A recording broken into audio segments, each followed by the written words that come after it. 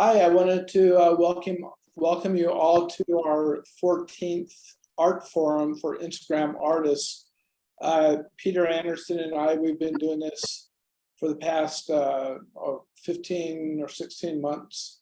And we have 12 of these on YouTube. So any of the past ones that you'd like to view, I can send the links if you'd like me to, so you can check them out. Today we have Onna Voellmer from Madrid, New Mexico. I would describe you as a contemporary artist with, yeah. Yep, that's correct. Good. So she'll be talking about her work and her creative process. And after she's done talking, we'll be able to ask her questions and delve into her work or her process a little bit more. So at this point, I'm just going to turn the meeting over to Onna. So welcome, Onna. Glad you could join us.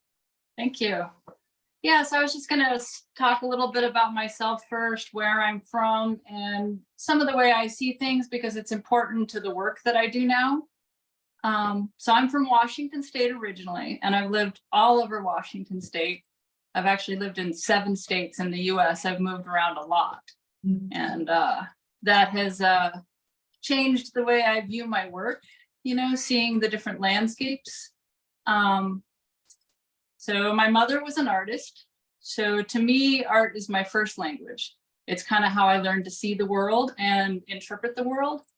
She would set me beside her when I was just a little baby, like just able to barely sit up and hold a crayon. So it's just kind of what I know is everything in the world. She did beautiful work, like realistic landscapes, portraits, still lives. She could draw people right out of her head from memory, and it would look like a black and white photograph. It was amazing. So I've tried to do work like that. It's not how I see the world. So I do feel like I've taken some of that into my work, though. A lot of my work takes on a landscape feel. A lot of it takes on a still life feel. And a lot of my work, it's really about people and place and the interconnection, the feedback between the two. So let's see, I took some notes here. Oh yeah, so I've done a lot of experimenting over the years. I've done everything, I've thrown paint to the canvas like Jackson Pollock. I've done the soak stain like Helen Frankenthaler. I've done realism. I've played with construction materials, using them as art materials. I've done found objects. But the one constant in my work are the black shapes. Like even when I was a preteen, I would block in black shapes because I wasn't good at realism and I didn't know abstract yet. So I would block in black shapes. And, at 10 years old, I wasn't doing what I'm doing now. I was like drawing dragons and flowers and butterflies and stuff. But the one thing I've always come back to, it's kind of the centerpiece of my work, are the black shapes. So my work centers on the interconnection between place and self. So I've always been really, really fascinated with people who have grown up, especially for generations of their family in one location, like the intimate knowledge they have of that place, the people, the culture, like a 5th generation farmer, he tell a story. I don't even know, I'm making this up, but like when the butterflies come early, it means the crops are going to flourish because the rains are going to be good or something like that. I always wanted that connection. And though I'm never going to have it in that way, I'm never going to grow up, I can't go backwards and be in a place, the 3rd generation living in one spot.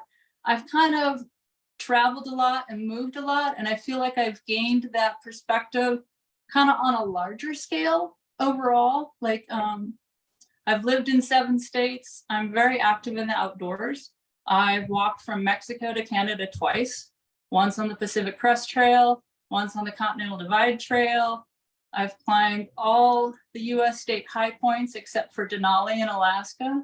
I've been to every state except for Alaska. I've climbed the county high points in 4 states. I've ridden my bike through Latin America, from all the way from Arizona into Peru, across Argentina and Chile. I've walked across Italy, Arizona, Utah.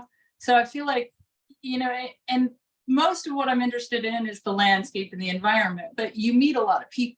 You know, you come to town, you take in the place. And so I feel like I have a holistic sense of what I really sort of was fascinated with growing up. And so that's really what I want to bring to my work, is that sense of place and people and how they feed off of each other. Like, you are you because of the experiences in the places you've had, you know, and you affect those places. You change the dynamic, and over time cultures change because of you, because of the group. And so that's really what I'm interested in, and how it actually plays out. Like, am I thinking about that when I'm making the work?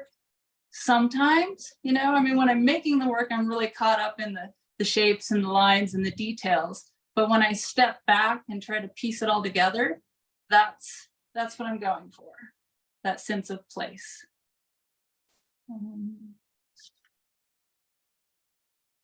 Let's see. Yeah, so I think with that, if we could start the slides, Alan. I have some examples of my work to show you. I have some examples. If you're all on Instagram, so you probably have seen some of these, but I think they're important to showing directly my translations. So this is some of my older work. This one is from 2011. It's called Monkey Dreams. I was working wet at the time. Like, now I'm doing more just brush work and showing shapes because I want more control over the image. This, you know, I would pour the paint on, spray it with water, and let it sit, and then kind of embellish it along the way. And I felt like I didn't have a lot of control over that process. Okay, next slide. This one is 2015, I think. It's called Where the Trees Grow Old. I think in this one, I was just transitioning from working wet to with the brush. So you can see a little bit more of the gestural movement without the water moving it all over the canvas. And next slide. I think we missed one. Yeah, so this is one of the shape examples, and I hadn't thought of doing this initially, but I was looking at my sunset photo one night and I was like, this is exactly the way I see. So I use, I think it's the mobile app version of Procreate. It's called Pocket. So you can draw with it, and it's really great when I get stumped on a piece or something and I want to make a mark, but I'm afraid to make a mark. I'll go in there and try it out first. So I took my sunset photo into that app, and just to kind of show the progression, you know, the elimination of some of the detail and clutter, to me, what's clutter, to draw out the shapes. And one thing I want to say is I don't look at a landscape and then make a painting. It kind of just comes with me out of my head, the way my mother could draw portraits. Although after putting these sets of photos together, I really have thought that it would be interesting to do that, to actually look at the landscape and try to paint it in the way that I see things. But this picture is a good illustration of how even clouds and trees are shapes in my head when I look out at this space. All right, next slide. So this one, so the last photo is a great illustration of my series I work in that I call Objects of Memory, where I really do isolate things down to individual shapes, and they often sort of take on the look of a still life or a mobile. This one, this slide here is a good illustration of what I call expressions of place. So where I still work with shapes, I have a lot more marks. This was a small piece, so there's not a lot on there. But the landscape is in Argentina on the Ruta de los 6,000. It's the route of the 6,000ers. So all these peaks in Argentina in the Atacama Desert are over 6,000 meters. So that's like over 20,000 feet.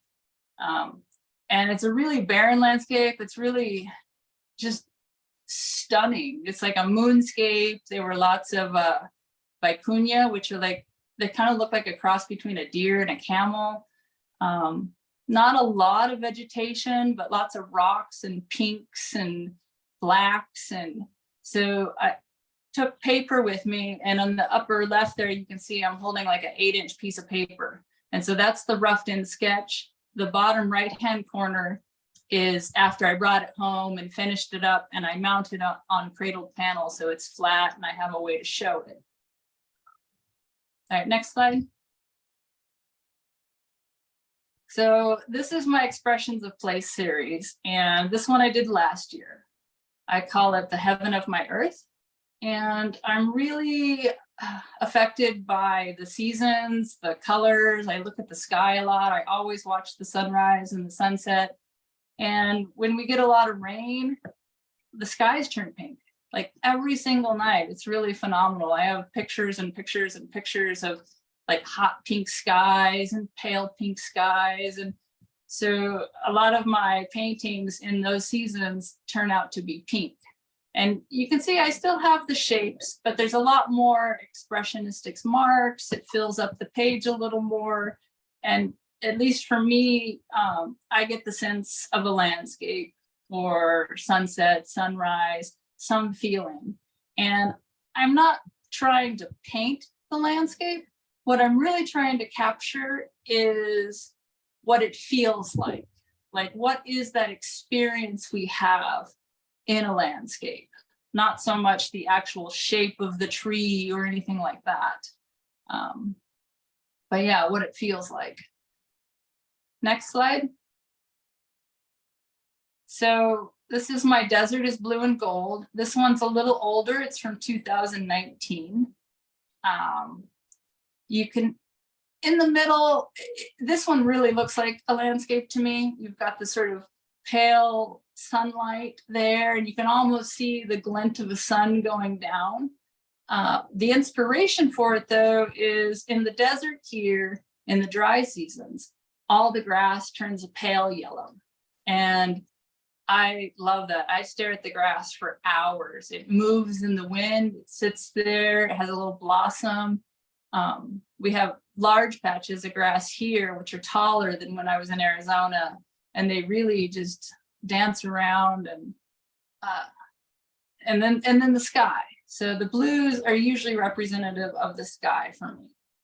And in the deserts, we have really beautiful, pale, bright blue skies. It's not the deep blue that you'll often see in forest skies and when there's a lot of moisture in the air. It's very clear in the desert.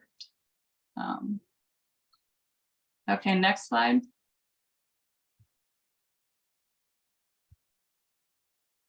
Okay, we can move on to the next slide. Not sure.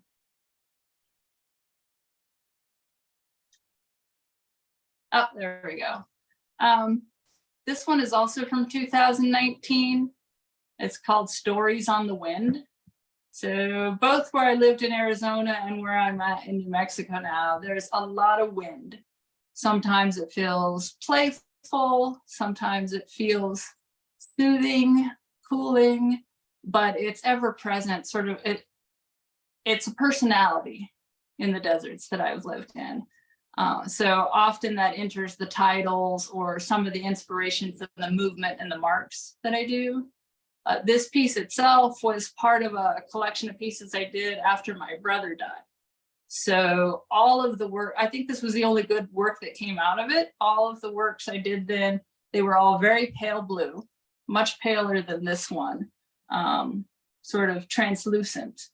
And, you know, just sort of thinking about people and the stories in your life and the stories rooted in place and how they're sort of, you know, carried one to the other or carried on the wind, you know, and I sort of feel like the wind's like that a little bit, you know, it kind of whispers things in your ears and, you know, takes your story away and brings in another one. And so that's why it's titled Stories on the Wind.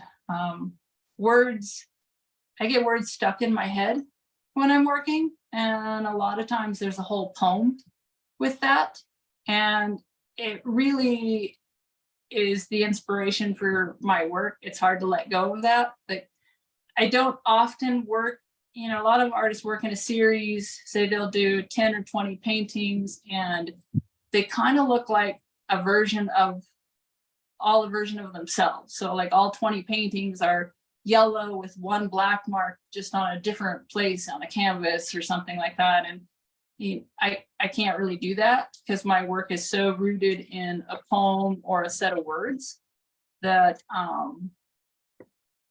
it'll take on that flavor, that sense of, I mean, I'm not a writer, but it's like they have their own story. Okay, next slide. So this is, I chose these particular sets of photos because I think they illustrate the differences in the series I work really well. And in truth, a lot of my work is much more muddled, and I sometimes have a hard time choosing which series it goes in. So this is my Objects of Memory series, and you can see how it has really clean shapes, and it has marks, but they're more atmospheric, you know, they're not as abstract expressionist moving all over the place. It still, you know, has the sort of format of my work with the big white space and the balance, but they tend to be very clean. And I think these are really referencing, you know, like my mother's still lifes, or, you know, the slide that showed how the bush became the shape, you know, that's just very, this series was called Accidental Happiness. And I think that's part of why these shapes are so clean. Like, it was just a really lovely time in my life. And I don't know, everything was very crisp and clear, like everything. So I think that's why the work took on, even more than my other ones in this series, just took on a really crisp, clean look. Okay, next slide. So Onna, this is Peter. I have two quick questions. One, these are pretty big. Most of these are, that would look smaller, 24 by 24. And Yeah, a that's lot my of these smallest usually. are square, which is interesting. That I have the same thing. I do the same sizes. But my question is, because some of those look very, very slick, like the last one. What are you? Is it on canvas, on cradle board, on something else? Typically I work on canvas.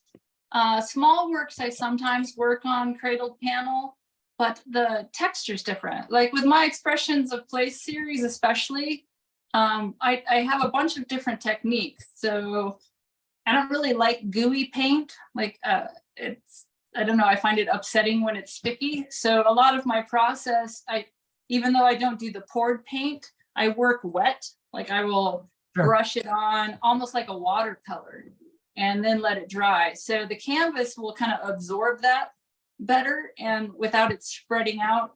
The cradled panel, I find that really difficult to do. So usually it's smaller pieces if I work on cradled panel. Okay. I think you had one more question that I blew over. No, it's really the size. I think it's important because it's hard to tell, because those are great size. I mean, the 48 by 48 and the 48 by 60 is Yeah, hard to tell from this, but I mean, if you know that, then it's those are going to be a much more of a statement when it's on the wall, if it's 4 feet by 4 feet. So that's great. yeah, this one is 30 inches here. Right. I did this one last year. This is also part of my Objects of Memory series. So you can see it's a little softer. And I think some of that is a translation as I've moved to New Mexico in the last couple of years. It's kind of a long drawn out move. We kept our place in Arizona for a while, but you know, Arizona is very sexy. It's got saguaro cactus. So it's like the cartoon cactus with the arms, you know, and really strange animals I'd never seen in my life, and just very exciting landscape. And New Mexico, you know, it grew on me a little bit. Has a very soft look when you look at it. The skies are a softer blue. The juniper are soft and sort of fluffy. You know, even the earth, it's a gray brown, but it has a pink cast around. So like everything has this softness to it. And so this particular piece, I think, was really capturing that about New Mexico, the really soft, I don't know, how I describe New Mexico is it has a gentle beauty. And I haven't been able to elaborate on those words, but it's so very different from Southern Arizona. I think that was my last, oh, no, I also do sculptures. So we can, yeah. So I actually have a dual bachelor's of fine arts and two-dimensional and three-dimensional. I always thought I was going to be a sculptor. I really loved working with metal. I love doing large-scale ceramic sculptures. But because I've moved around so much, I mean, I've lived in 7 states in the US and, you know, moved around a lot as a kid. And sculpture really requires much more hoarding. Like you got to have tools and, you know, strange large objects and products lying around. And so I sort of shifted into doing kind of found art sculpture for a while, where I take, you know, interesting pieces of wood that came from the tropics and were made into a palette to create a motorcycle, guitar strings, you know, whatever I could find. And I would make sort of found art sculpture for a while. And then what I really kind of settled on was texture. So these are kind of flat. They're more like a textured painting or a relief sculpture. They sit, you know, 2 to 3 inches off the wall. And I guess what really makes them mine is the tie to place and self. So all of my materials that I use are either scraps from my studio, the processes in my studio. This one is just paint. So it has a lot of texture. I don't buy like molding paste or anything like that. So every piece of paint that dries on a palette knife or on the ring of the paint jar, anything like that, I scrape it off and it makes a little tidbit, you know, or if it dries in the jar and you peel it out, you have a whole, almost this molded piece, like the inside of the entire paint container, and you can shape that, make it look like a flower or whatever. So it's all synthetic polymers in this piece. And then it's bound together with whatever old paint I have. That could be house paint, it could be, you know, a jar of orange I never used or something like that, so that I can stick it all to the panel. And then I kind of move it around until I get a composition that's satisfying. And I typically paint them white or black. I like the way the light hits them in the monochromatic color like that. Okay, next slide. So this one, so the other materials I use are just natural materials from the land. And it's usually where I live. It could be a place I vacation. So this is actually agave leaves that had completely decomposed, and they looked like fiber arts, you know, like a woven fiber, and I could kind of stretch it apart and shape it, but you still really get that fiber texture. This one's one of my favorites, and I'll use all kinds of things: grass, flower heads. When I lived in Florida, I have one that had seashells in it. Just kind of whatever I find. All right, next one. That's actually the end of the slides. Oh, is it? I was thinking there was one more sculpture. Okay, well, the other materials I use in my sculpture are other things from the studio. It could be like if I tear down the canvas, I'll cut the canvas up into strips, or you know, the staples from the back of the canvas. I kind of put anything into it, but they're really wrapped up in either projects around the land or the natural material. So I think that's it.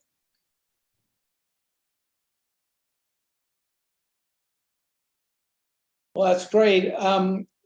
We can open up the meeting for questions. And actually, I have a few questions.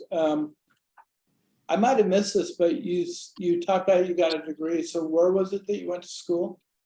Washington State, Okay. a small private college, Pacific Lutheran University. So in 2000. And you talked early on about the black shapes. I mean, because it sounds like you really started when you were young working with black shapes. Do you have a sense of what that means to you, or is there any kind of symbolism of the black shapes? I mean, can you talk more about that? I think it's really just the way I visualize things. You know, yeah, like I remember drawing in church services. You know, I was kind of bored as a kid sitting there still for very long, and I would just block. I was trying to find a slide of those, but I don't have anything digitized in them, but They'd just be solid black shapes tied together with lines and flower or dragon. And I think because, you know, like if I look at your face right now, the way it's on the camera, you have this dark strip along the side of your face here. You have like a dark here. There's the shape of your hand. So it's like when I'm looking at the world, you know, it could be anything in a grocery store, staring at the top of my studio. I really see like these shapes that it's made up of. And I think even just as a young kid, that's just the way I saw things. So if I can ask a question, I'm interested in the limited palette that you have. So so there's the black, and there's the blue for the sky, and there's the yellow, and I noticed a little bit of pink, a little bit of orange and gray. So do you limit yourself to those colors, or is that what you see and that's what there's, so that's what there is, and so they just come to you organically? Or do you say, I want to limit this because it's more effective, or it's more expressive of what I want to say in this painting? I think it's really about the particular work I do. I'm actually very good with color. I still do figurative work sometimes, and my mother was so good with landscapes and people. Every once in a while, maybe 1 or 2 paintings a year, I will paint one up and give it to a friend or something just for practice. And so I can use a lot of colors, but for the work I'm doing, I really want to create kind of a meditative space, which kind of isolates the experience. So this might be too limited, but say you, where are you? You're in, were you born in France? Yeah, I'm in France. Yeah, it's here. It's all black and white with a very white light. Yeah. With gray, it rains a lot, and the colors are very stark, but very they come out very, very bright. That's a very good description. So if you came to New Mexico and then you went back to France and you were telling your friends about your experience, it would probably be something like that. You would say something about, oh, I saw the most beautiful pink sunrises. And when you looked out, it was just this pretty pale blue with sun-bleached grasses blowing in the wind. And I mean, in reality, yeah, there's brown on the trees, there's flicks of red and orange and a purple house over there and a white one over there. But you really sort of distill the experience down to a few points. And so I think with my work, I really want to create a meditative space that kind of captures the essence of an experience and a place. So I think the limited palette just speaks to that. You know, if I want to tell you about the desert sky and sun-bleached grasses, the pale blues and yellows, just that's what I see with that. And the black shapes, I don't know, I don't think of them as shadows or anything. They're just, that's part of the language I've always had, so they come into the work still. Uh-huh. But yeah, I mean, that's the colors. And pink is usually a reference to the sky, but I've also spent quite a bit of time in Italy. And when I think of Italy, I think pink. And it's the natural pink, you know, it's the burnt sienna that's, or the red oxide that's what, you know, pinked out with a lot of white. You know, they paint the buildings, you just see it all over. And so it's either Italy or the sky usually when I'm painting pink.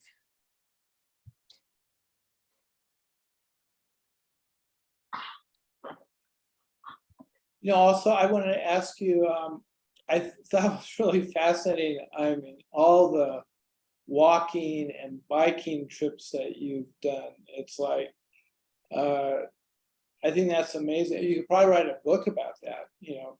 But, and I'm glad you talked about in Argentina how you showed, because I was wondering about that before you showed that. I mean, when you're walking or riding on a bike, you don't have a lot of room to take extra stuff. So I mean, how much art materials do you take? I mean, do you try to paint every day, or you just stop when all of a sudden you feel inspired and do it? Because I mean, I'm sure these trips, we're talking about months, weeks, if not months, to do it. So I'm kind of curious about when you're on these trips, how you do your artwork and what it looks like. Well, when I'm walking, like when we do the long trails, like the Pacific Crest Trail or something, I don't carry any materials with me. I do write and photograph. And so I didn't write stories for the Pacific Crest Trail, but starting from the Continental Divide Trail on, I do. They're actually all on my website under writing and stories. And that really helps me sort of hold on to the experience so that when I do come home, I can translate that back into my work. Now, shorter trails, I do sometimes take small pieces of paper with me, but on the bike, I do. When in 2018, we did a big trip from our home in Arizona, rode all through Mexico to southern Mexico, then flew to Colombia, rode through Colombia and Ecuador and part of Peru. And so to start with, I had some little 6-inch watercolor tiles with me, some like watercolor crayons and pencils. I cut everything down so it's small. And that trip was so long, I actually did end up getting rid of it, all the art materials. And then in town, I would like pick grass or use instant coffee, eyeliner for black marks. I called those my ephemeral series because I didn't keep them. I did sell one when I was in Baja, but mostly it's like I would hold on to them to the next town and then I would leave them at the hotel. So they were the ephemerals, but they're nice. I have a nice write-up about them on my website. And they just kind of help me translate the experience. I mean, I like to work big. So when I'm working that small, it's more like a snapshot, like one little mark that would go on a large canvas, but it still kind of captures something. And so the last trip we did was just over the winter, because where we're at now in New Mexico, we don't have a house. We have our building permit, we have a travel trailer. My studio right now is in a 8x20 cargo container. But on that trip, we left here in the winter and went down to Argentina, and we went all through the Atacama Desert and then through a lot of the volcanoes along the border between Argentina and Chile. And I took 8-inch paper with me because, well, it's a little bigger. I thought I could get a little more work on it. And I did probably 15 little pieces. I only mounted 12 of them. And I took a little extra care this time to be able to bring them home, and then I mounted them all on panel and framed them and finished them up after they were mounted. But yeah, I don't take large things with me, and I don't necessarily stop when the inspiration hits. It's usually the words for me first.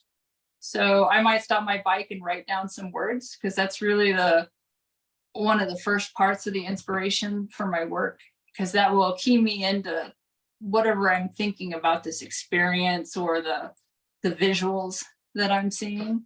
And it could be at camp or something. I do a few sketches. A lot of times it's when we finally pull into a town and I can like relax a little bit in the hotel, and then I'll do 2 or 3 pieces based on the last 5 days or something like that.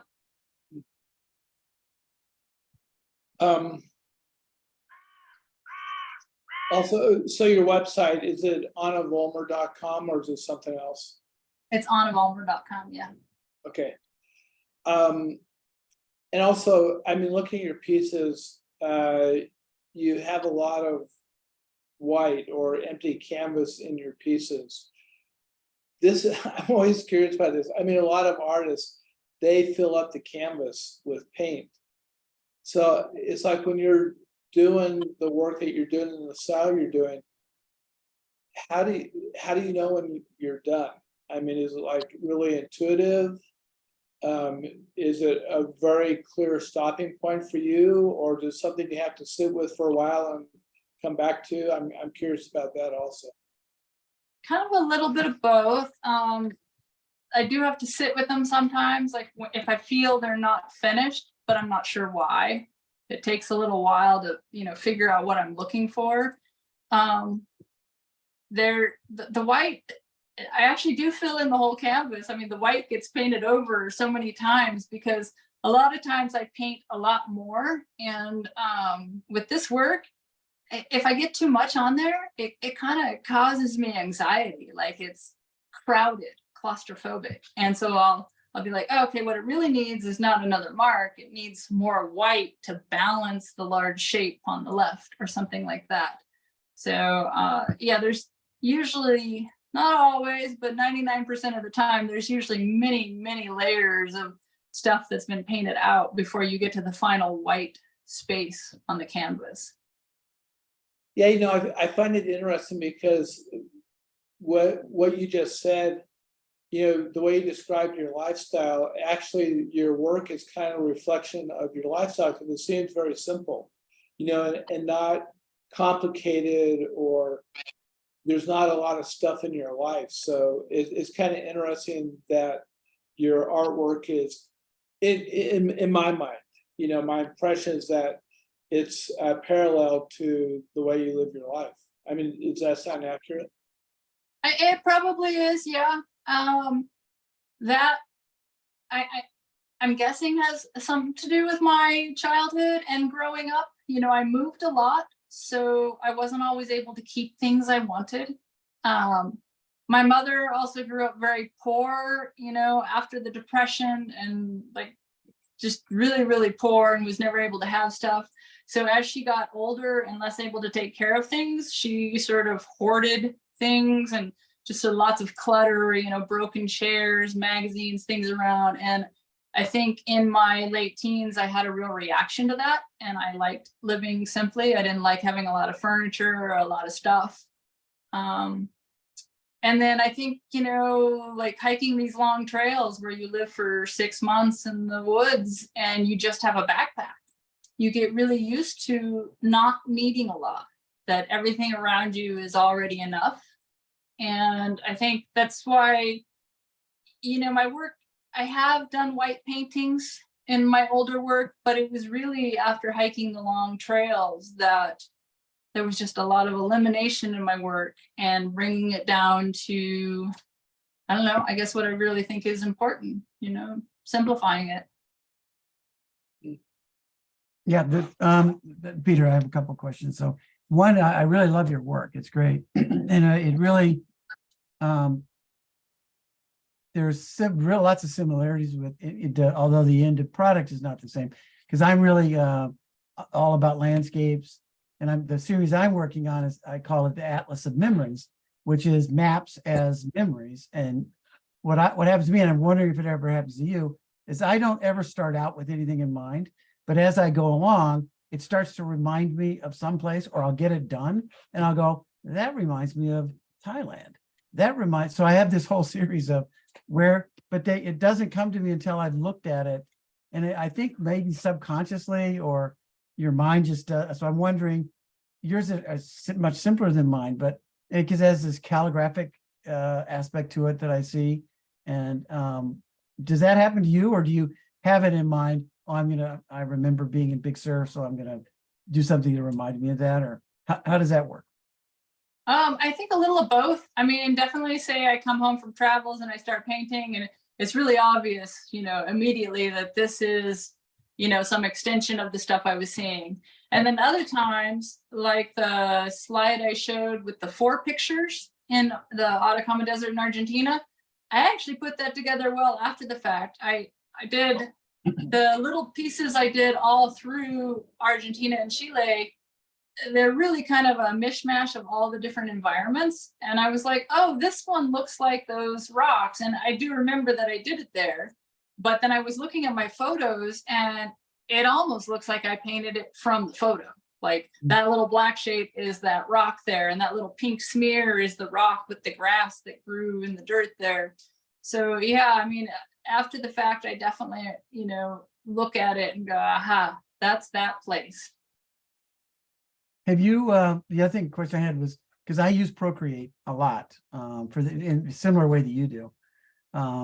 It lets you kind of look at things and then try things out and then say, no, that didn't work. So you can figure that out. Have you tried the one on the bigger one on the iPad? Because I find it very, very helpful.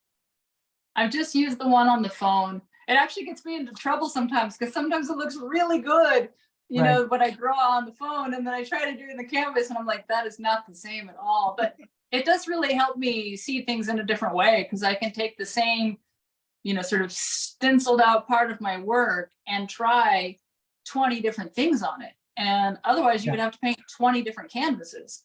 Right. So I find it really useful. The other thing I use are pieces of paper, or even just an object that's in the room. You know, I can tape it to the canvas, or I can put the canvas on the floor and set it down and like, oh yeah, if I had a shadow silhouette there, if I had a yellow something.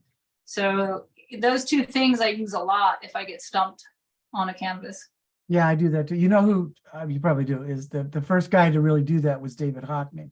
He started as soon as there was an iPhone. Before there was, he did stuff on his, and I just, if anybody's going to be in London in the next month or so, he's got a huge show in London, and it's this huge, it's like IMAX type of thing. All of his, almost all of the stuff that he did on his iPhone and his iPad. And they blew them up to, you know, like 20 feet high and 40 feet wide. But for anybody that doesn't use it, if you have an iPad or an iPhone, I guess there's stuff on Androids too. It's really, there's an interesting tool. It's just, if you're a painter, it's intuitive how it works, and it can be helpful. So I'm interested to hear that you like to do it too, because it's important to me. Yeah, I do that a lot when I travel too, or sitting on airplanes or something. Instead of carrying art supplies with me, I'll just completely digital pieces, just sort of like little sketches to kind of, I don't know, get these shapes and colors out of my head. Yep. And you use Procreate? Is that what it's called? Procreate. Yeah, on the iPhone, it's a smaller version. It's called Pocket, but it's basically Procreate. Yeah, Procreate on the iPad is amazing. I mean, it's not Photoshop, but it's just as powerful in kind of a different way, and really, really deep, you know. Yeah, it lets you, on the iPad anyway, it lets you, it's like painting with watercolor or with oil paint. If you're a painter, you'll figure it out, because you can have different brushes, you can control the opacity, you can control all kinds of stuff. It's really like painting. So it's great. Faster, and it has an undo button, which paints itself. Yeah. So Anna, looking at you in your studio, I see right next to you there's a piece that looks like you started. So I'm kind of curious about how you start a piece. Do you start by making marks? Do you start by applying paint? And those pieces that we see, are these pieces that are done, or are they pieces that are in progress? A little bit of both. I have a few that I'm thinking are done, or maybe not quite, and then a lot that are kind of in the early stages. So when I start a piece, one or two things happens first, and sometimes I just go and put a bunch of random marks. You know, I use a lot of mixed materials. Like my base paint is acrylic, but I use colored pencils, I use oil pastels, I use oil paint sticks, I use ink, charcoal, watercolor crayons, paint markers. I mean, anything I have to make marks. So sometimes I put marks on first, or I start with the wet paint first, which is a little bit more of a watercolor. So I kind of loosely, I really like a translucence to my shapes. So I'll either usually thin it out with water. I do a lot of dry brushing sometimes, because the color will be too harsh, I think. And so I'll like dry brush white over it to soften it. I also sometimes mix a little paint with like a fluid medium. But I still do a lot of water work, and that's usually what happens first. And then I can stare at the shapes, put more marks. The black usually happens somewhere between middle and last, because I really want the colors and the shapes and the marks to tell me where the black shape goes. So those pieces we see behind you, are those done or are you working on them still? A little bit of both. I don't know, I could try to move this and let me undo this and see if I can show you. I have the phone on the tripod here. So let's see. There we go. So these pieces, is that showing? Yeah, on the Yeah. floor they're little, they're 12-inch. I'm thinking that they're getting in the neighborhood of done. Where are we? This is really weird doing this backwards. This piece.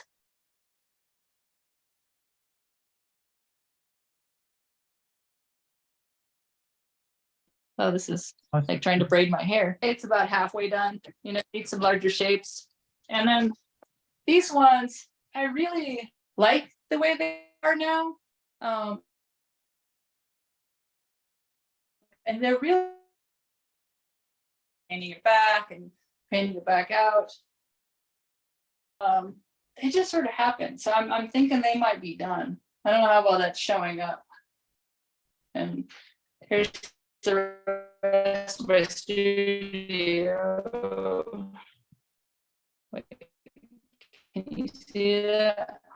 I basically have 3 wooden rolling carts, and that's where I store. So yeah, even my studio is kind of minimalist. Put this back in here. There we go. Yeah, you were breaking up a little bit. You warned me that the reception wasn't good. I probably shouldn't have had you go back into the studio more, but Oh yeah, I forgot about that. so did I. But it's okay. We got the gist of what you're saying. So, and then also I'm curious, how long, like that piece on the far wall, how long does it take you to do a piece like that? How much time do you spend on it? A large work, if everything goes as planned and I don't make a lot of mistakes that have to be painted out and redone, maybe 2 weeks. More typical is more like a month because, you know, I try something out and I'm like, it's just not quite what I wanted to say there. And so there's more back and forth. But yeah, if it all goes really smoothly, maybe about 2 weeks. Cool. I have a question about your sculptures. What is the material that you use at the end to get that texture? Do you use plaster? What do you use? The textures all come from either waste products from my studio processes or the natural materials from the land. Now, when I'm gluing all the old paint bits together, I just do that with paint. So I'll use either old acrylic paint or old house paint, like once I get all the broken paint bits on the panel, and then I'll put a layer of other paint that's still wet and fresh so that they glue down.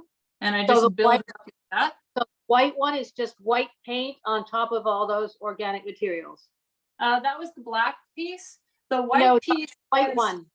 The white one. The white piece. I often use either paint if they're smaller natural materials, or if there's something thick and chunky, I'll use it's called fast set joint compound.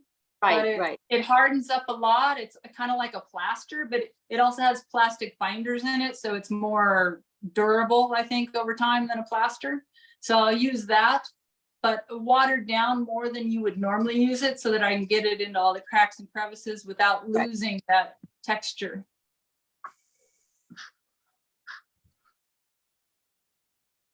You know, you also talk about writing quite a bit, and I really enjoy seeing people incorporate words into the work. Have you ever done that? It looks like you haven't, but have you ever thought about taking some of your writings and incorporating it into your paintings? I have never really done that. I have added a word or two on a few pieces a long time ago. It's, at least at this point, I don't think it's something I really do. It seems like a separate thing somehow. Yeah, in a way, even after I asked the question, I realized your pieces really don't need the words because they are like almost wordless impressions of your experience, you know, so. I realized as soon as I asked that question, you could have just said no.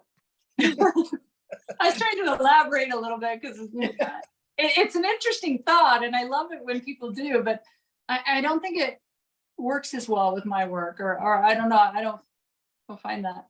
I started to play with it a little bit in my work, but you have to be so subtle, or it's just really easy to go overboard with it, you know, make it look kind of dumb, you know, so it takes a fine touch, so. Yeah.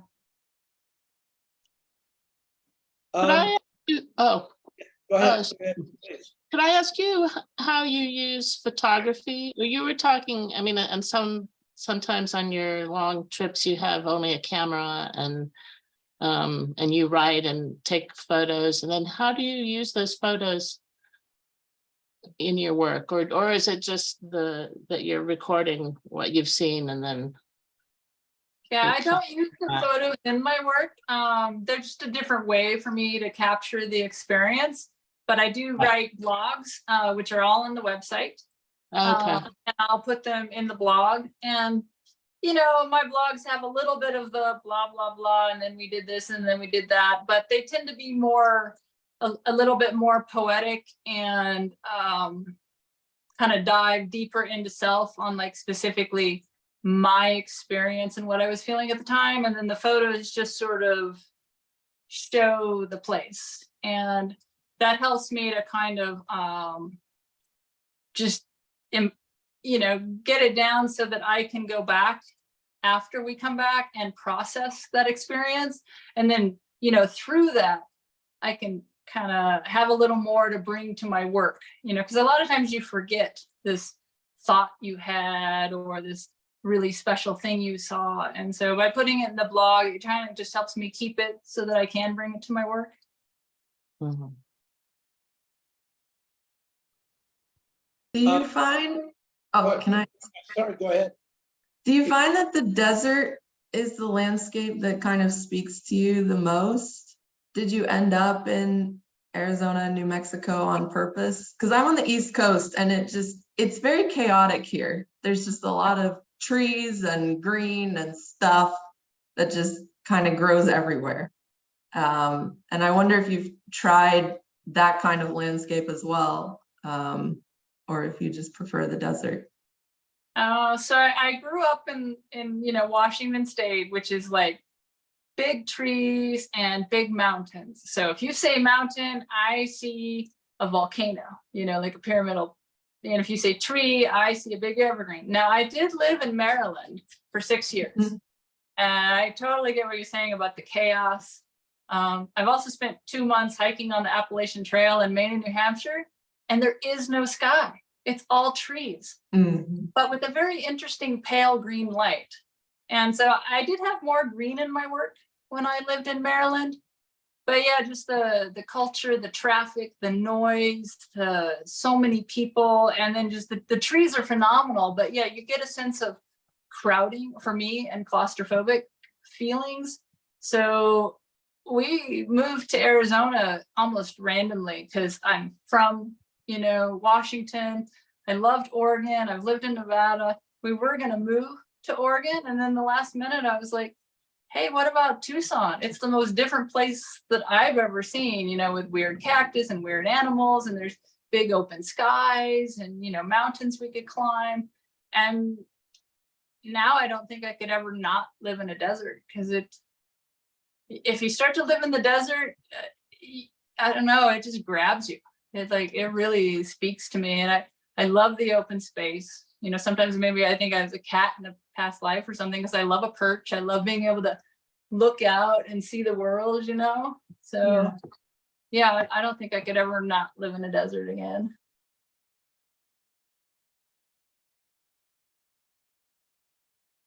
Anybody else have any other questions?